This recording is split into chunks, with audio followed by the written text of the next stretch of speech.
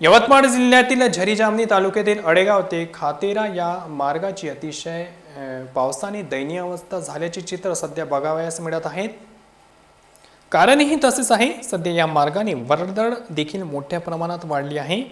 आजपर्यंत चंद्रपूर आणि सीमेलगत पूल नव्हता। आता खातेरा गावाजवळ पैनगंगा नदी पात्रात मोठा पूल झाला आहे आणि त्या मार्गाने चंद्रपूर, आंध्र प्रदेश व तिकडे अनेक जिल्ह्यात प्रवेश करता येतो। दिवसेंदिवस या अडेगाव ते खातेरा मार्गाने शेकडो वाहनधारक ये जा करतात, परंतु रोडच शोभेची वस्तू बनल्याने वाहनधारकांना नाहक त्रास सहन करावा लागत आहे।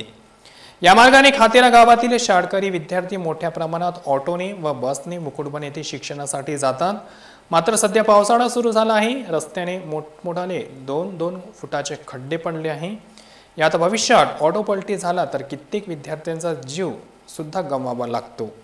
या रोडची समाप्ती 31 मार्च 2026 असून म्हणजे 6 वर्ष व्हॅलिडिटी असून सुद्धा 4 वर्षांमध्ये कसा काय रोड खराब होतो हा देखील प्रश्न या निमित्ताने उपस्थित होताना दिसत आहे।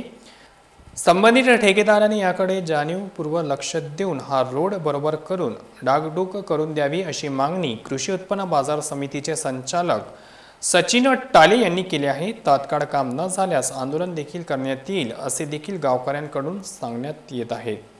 ही माहिती मुकुटबन येथून RN न्यूजचे प्रतिनिधी संघर्ष भगत यांनी दिली।